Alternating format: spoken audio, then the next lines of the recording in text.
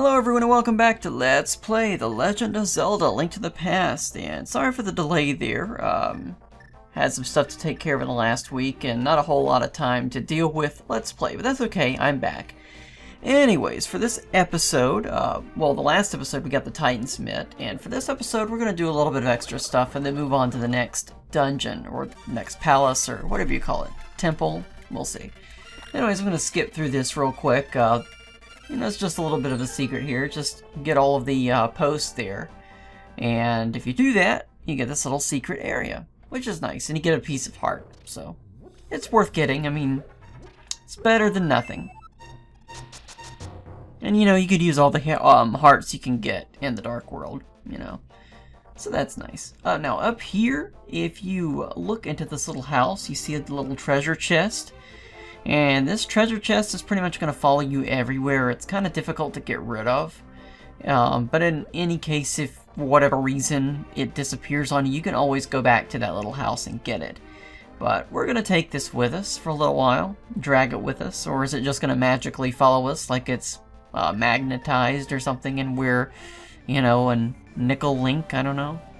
Yeah, iron, nickel, or cobalt. Whatever Link could be made of that's magnetic. But anyways, we can use the flute, and what we can do is go down here. If I can find it, there it is. And of course it flies with us, so that's pretty nice. I think Link just has kind of a magnetic personality, you know. Now if I can just avoid stuttering, I'll be alright. It's been a couple of days since I've done a Let's Play, so I've got to get back into my mood, you know, get my mojo back. But anyways, here we have a little special fellow who can open up the chest for us.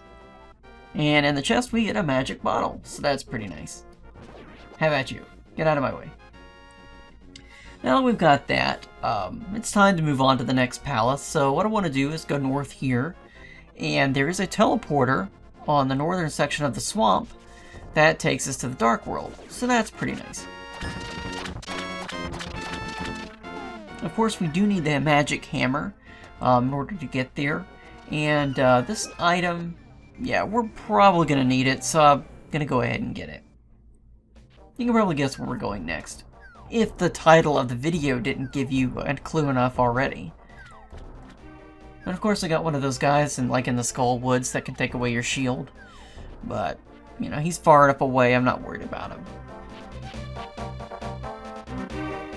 Now down here, we have the Water Temple. And the annoying thing about the Water Temple is, well, I'll show you. If you go into it and you haven't been there in a while, or you've gone off of the section of the map or teleported a bit or whatever, sometimes the Water Temple will actually reset. And yeah, we're pretty much stuck. So what we have to do is go back to the Light World, or Hyrule, or whatever you want to call it, and flip that switch again. So I just wanted to show that. You know, I didn't have to show that, but I thought it was kind of interesting. It's not permanent if you flip that switch. It can reset, so not a problem.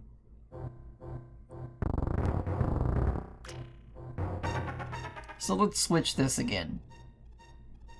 And if we remember the right one, we should be okay. And we do.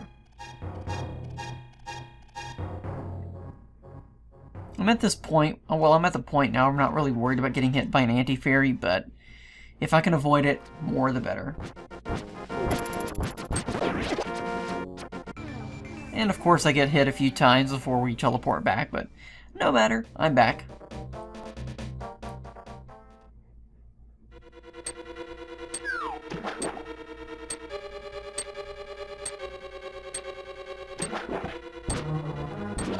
Anyways, now that the water is filled back into the dungeon, we can go forward. You gotta watch out for this little guy. But we should be alright. Or not. We got hit by him, but whatever. The water temple, or the water dungeon, is not too bad. But if you don't really know where you're going, or like me in this case, where I was doing it from memory, there's a lot of backtracking, so there's gonna be a few cuts here. But we get a key, so that's good. Of course, we use the key almost immediately, but you know, I like that. The dungeon gives you a little bit of a small puzzle, and you have to find the key in order to move forward. And the key's hidden in a pretty easy spot to find. Now, I like the level, the dungeon design in the first couple of dungeons. It's pretty, what's the word I'm looking for? Intuitive, in that you'll have one section, you'll get a key, another section, you'll get a key, and there's not a whole lot of overlap until you get to the other sections of the dungeon.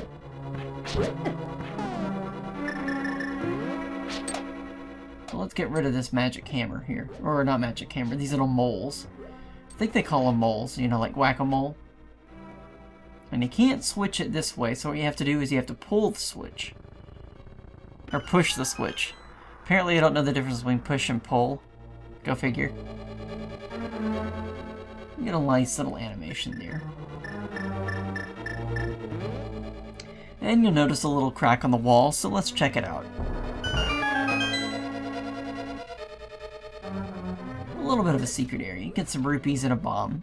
So you waste a bomb and you get a bomb. Fair enough. Fair enough. And by the way, I plan to hopefully get out maybe 1 or 2 videos per day in the next week or two. We'll see how that goes. I'm going to try my best, though.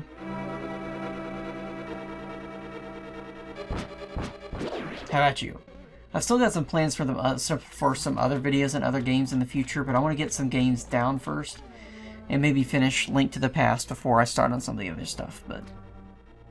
And for some reason I put too many bombs down, but okay. Anyways, over here, what do we get? We get the map. And this dungeon's pretty well designed, like I said earlier. And I'll show you the map in a moment, but I'm going to get rid of those guys.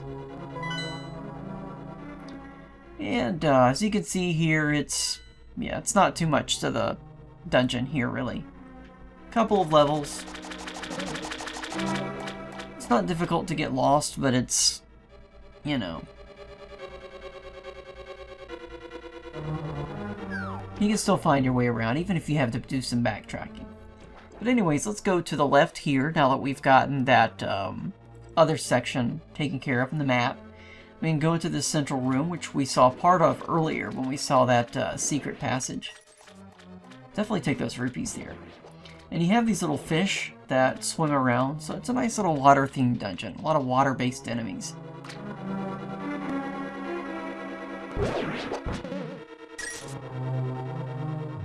And of course we've got the blue tiles, just like the Tower of Hera, so we're going to have to deal with that. Or the Skull Dungeon. Or the Thieves' Den.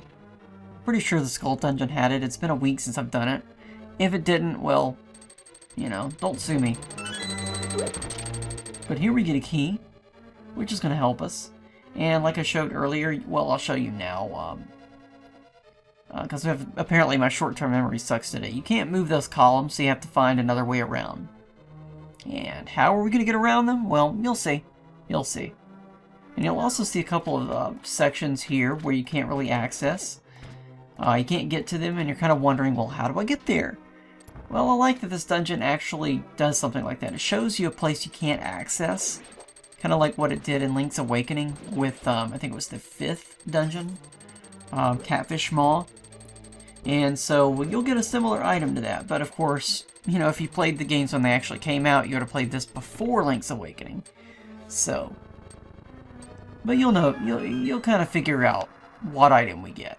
Of course, if you didn't read the description or the title of the video, which is indicating what you're getting, you know. But some people don't, some people do. Some people just click on a playlist, I suppose. I mean, there's really not much of a surprise, really, in what item we get here. But that's okay. You gotta watch out for these little enemies. They're not really difficult. They're the little, well, I'm pretty sure they're the bots that showed up in Zelda 2. But it's not too bad.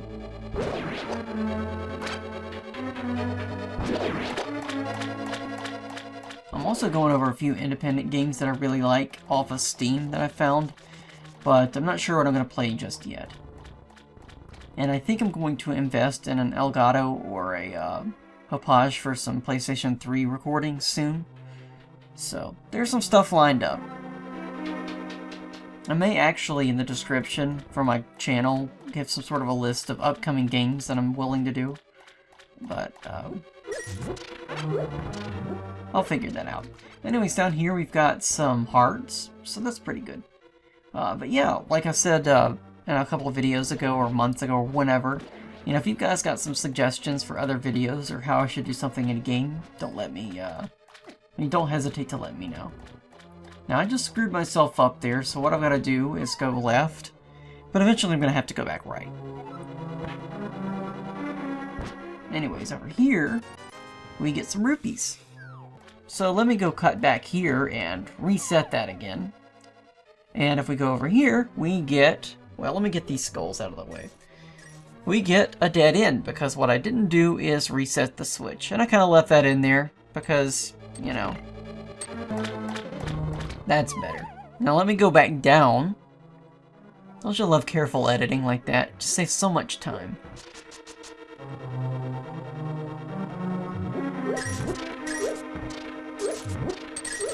So we get 30 rupees, that's nice. And we get the big key. So that is awesome. So we're going to have to cut just a little bit to go back to that central room, if you remember it. The magic of editing. And over here we get... well, access to the big chest. And what is it? The hook shot. Yeah, it does what it says. You can probably, well, if you don't know, you can see what it does here. So that's pretty nice. And we're going to need it. It's useful. But anyways, thank you so much for watching this episode. And on the next episode, we'll see what we can do with the hook shot. So thank you so much for watching. And have a wonderful day. Goodbye.